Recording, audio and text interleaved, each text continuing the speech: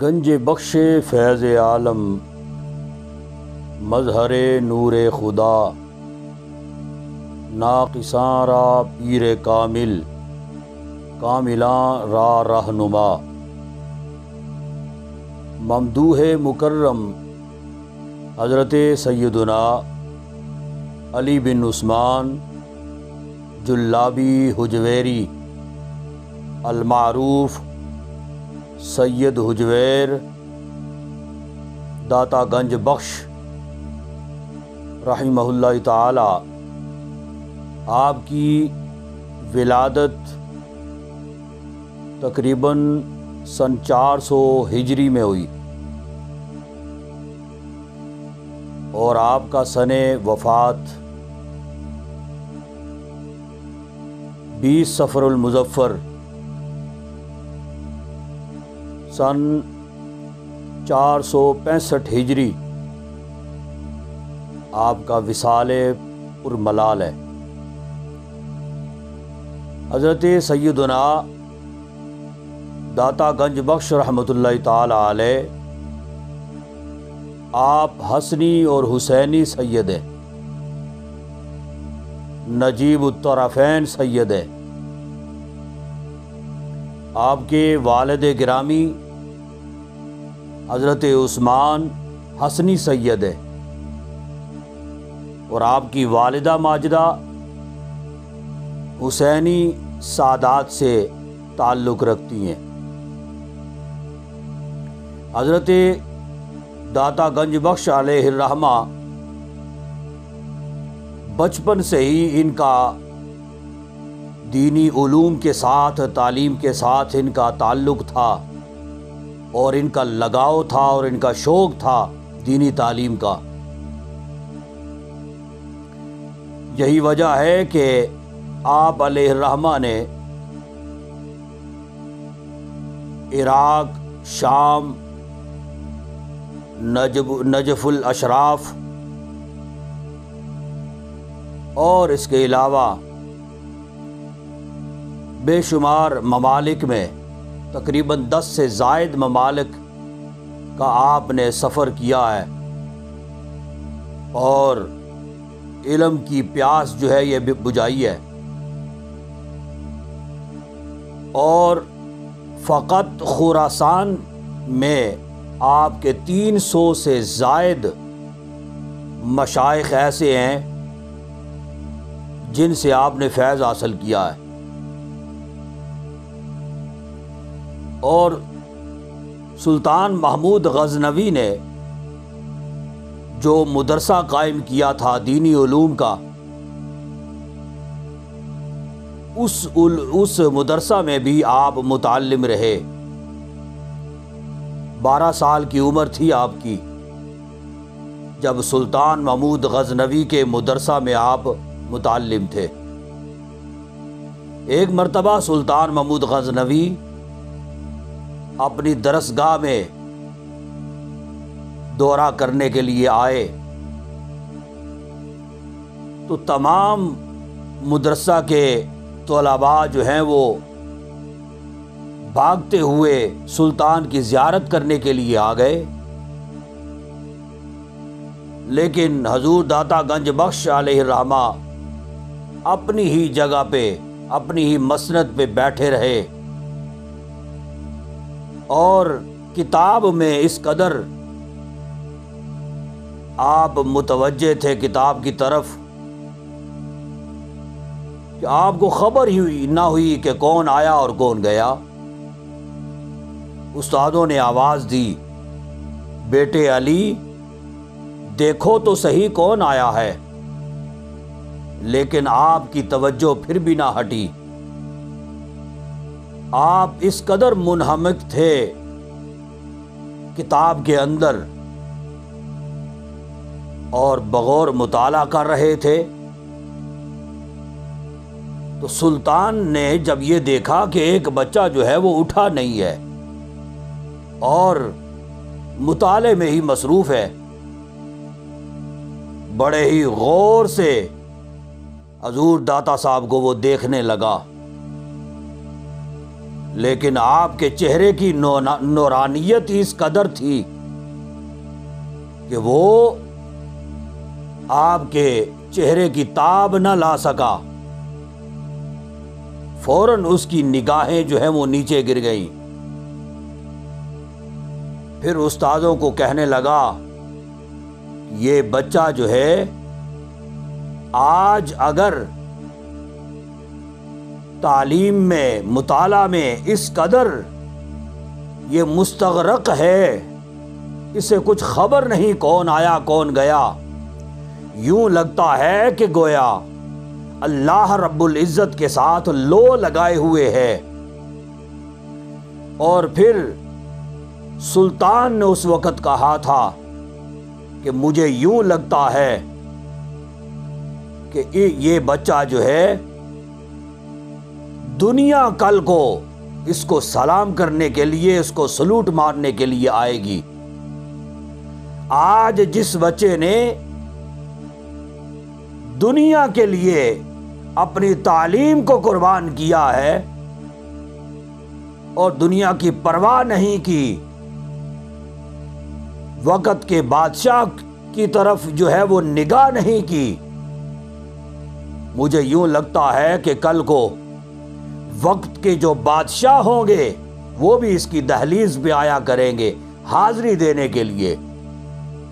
اور آج آپ دیکھ لیں حضور داتا صاحب رحمۃ اللہ تعالی علیہ کا مزار پر انوار لاہور کی سرزمین پر،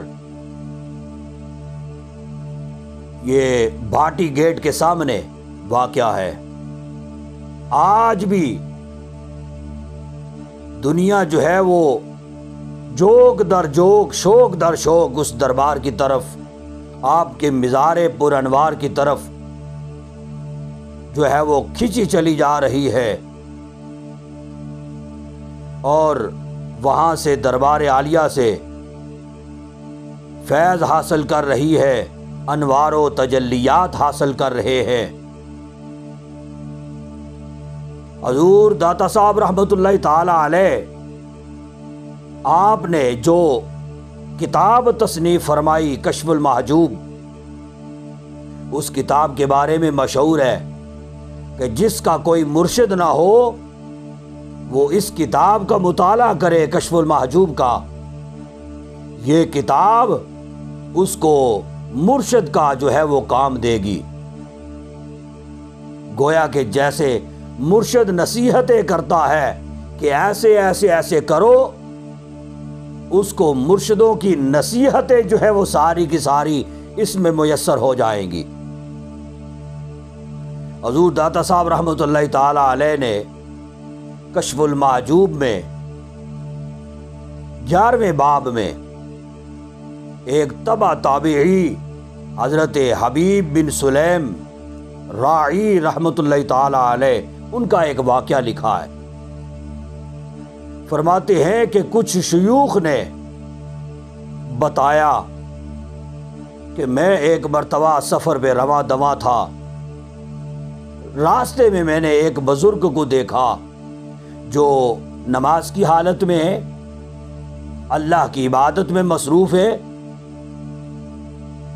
اور ان کی بکریاں جو ہیں وہ چر رہی ہیں، لیکن بکریوں کی حفاظت ایک بھیڑیا کر رہا ہے، بھیڑیا بکریوں کو چرا رہا ہے، اور وہ بزرگ جو ہے وہ عبادت میں مصروف ہے۔ تو فرماتے ہیں کہ وہ بزرگ جو ہے وہ تبع تابعی جو تھے وہ کھڑے ہو گئے انتظار میں کہ یہ نماز سے فارغ ہو لے، تو پھر ان سے یہ راز جو ہے یہ معلوم کرتے ہیں۔ فرماتے ہیں کہ جب انہوں نے سلام پھیرا، پھر میری طرف متوجہ ہوئے، مجھے سلام کیا، پوچھا بیٹا کیا بات ہے، کیوں آئے ہو، کیسے آنا ہوا؟ کہا گزر رہا تھا میں یہاں سے، لیکن میں نے عجیب منظر دیکھا، ایسا کبھی ہوتا نہیں ہے کہ بکریوں کو بھیڑیا چرا رہا ہے اور آپ اللہ کی عبادت میں مصروف ہے۔ فرمایا اس میں بڑی کون سی بات ہے کہ جو اللہ کی تابعداری میں لگ جاتا ہے، اللہ تبارک و تعالی مخلوق خدا کو اس کی تابعداری میں لگا دیتا ہے۔ یہ اتنی بڑی بات نہیں ہے۔ فرماتے ہیں کہ پھر ان بزرگوں نے کیا کیا، ایک پیالہ زمین پہ رکھا، اوپر پتھر رکھا، پتھر اٹھایا، کیا دیکھتے ہیں کہ نیچے سے 2 چشمے جاری ہو گئے، ایک شہد کا ایک دودھ کا۔ فرماتے ہیں کہ میں متعجب ہوا کہ یہ اس سے بھی زیادہ حیرت ناک جو ہے یہ کام ہے۔ پھر انہوں نے سوال کر دیا، کہا کہ یہ آپ نے کیسے کیا؟ کہا کہ اس میں بھی حیرت والی کون سی بات ہے؟ کہا کیوں؟ کہا یہ فقط غلامی رسول صلی اللہ علیہ وسلم کی برکات ہے۔ کہا وہ کیسے؟ کہا کہ حضرت موسیٰ علیہ السلام کی قوم، حالانکہ وہ اپنے نبی کی اور اپنے پیدا کرنے والے رب ذوالجلال کی نافرمان قوم تھی، لیکن پھر بھی اللہ تبارک و تعالیٰ نے ان کے لیے پانی کے چشمے جاری فرمائے۔ اگر ان کے لیے پانی کے چشمے اللہ تبارک و تعالی جاری فرما سکتا ہے، ہم تو نبی آخر الزمان صلی اللہ علیہ وسلم کی امت ہے، ہمارے لیے اللہ تبارک و تعالی شہد کی اور دودھ کی نہریں اگر جاری فرما دے اور چشمے جاری فرما دے، اس میں پھر تعجب والی بات کون سی ہے؟ کہا ٹھیک ہے۔ ایک اور 11ویں باب میں حضور داتا صاحب رحمۃ اللہ تعالی علیہ واقعہ لکھتے ہیں، حضرت حبیب عجمی رحمۃ اللہ تعالی علیہ کا، بہت بڑے ولی کامل تھے، بہت بڑے بزرگ تھے۔ ایک مرتبہ اپنی درگاہ میں موجود تھے، حضرت حسن بصری رحمۃ اللہ تعالی علیہ بھاگتے ہوئے وقت کے بادشاہ کی پولیس سے بھاگتے ہوئے دربار میں آ گئے۔ پیچھے سے پولیس جو ہے وہ بھی ان کو تلاش کرتے کرتے درگاہ میں آ گئی، لیکن حضرت حسن بصری اس درگاہ میں آ کے روپوش ہو گئے۔ پولیس آئی تو انہوں نے آ کے نظر دوڑائی، حضرت حسن بصری ان کو نہ ملے، تو پھر ان سے حضرت حبیب عجمی سے پوچھنے لگے کہ ایسے حسن بصری جو ہیں وہ یہاں آئے ہیں ہمارے سامنے، ہمارے دیکھتے دیکھتے، کہاں پہ ہیں؟ انہوں نے کہا ادھر ہی ہے، تلاش کر لو۔ وہ گئے اور جا کے تو پوری درگاہ جو ہے وہ چھان ماری، لیکن حسن بصری ان کو نہ ملے۔ پھر آئے، کہا بابا جی آپ جھوٹ بولتے ہیں، ادھر تو کوئی نہیں ہے۔ کہا میں نے سچ کہا ہے، حسن بصری یہاں پہ ہی ہے، اسی درگاہ میں، لہذا تلاش کر لو۔ وہ گئے اور پھر جا کے تلاش کیا، پھر آئے اور پھر آگے ان کو بزرگوں کو بھی جو ہے وہ کہنے لگے کہ آپ نے جھوٹ بولا ہے۔ کہا میں نے سچ کہا ہے، جاؤ اور تلاش کر لو اسی درگاہ میں۔ وہ پھر تیسری بار پولیس پھر گئی، جا کے تلاش کیا، نہ ملے، نا امید ہو کے واپس لوٹ گئے۔ حضرت حسن بصری پھر بعد میں جب سامنے آئے حضرت حبیب عجمی کے، تو حضرت حبیب عجمی کو آ کے تو کہنے لگے آپ نے یہ سچ کیوں بولا ہے کہ جی حسن بصری جو ہیں وہ یہیں پہ ہیں؟ اگر آپ یوں کہہ دیتے کہ نہیں ہیں تو وہ چلے جاتے۔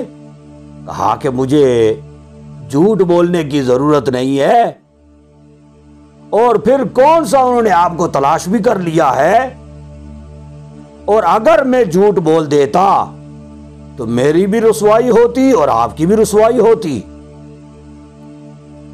تو یہ سچ بولنے کی ہی برکت ہے کہ سچ بولنے کے باوجود انہوں نے یہاں پہ آپ کو تلاش نہیں کیا اور آپ ان کو دستیاب نہیں ہوئے۔ اس طرح کے بے شمار واقعات حضور داتا صاحب رحمۃ اللہ تعالی علیہ نے کشف المحجوب میں نقل فرمائے۔ اللہ رب العزت اولیاء کاملین کا مقام مرتبہ پہچاننے کی توفیق نصیب فرمائے۔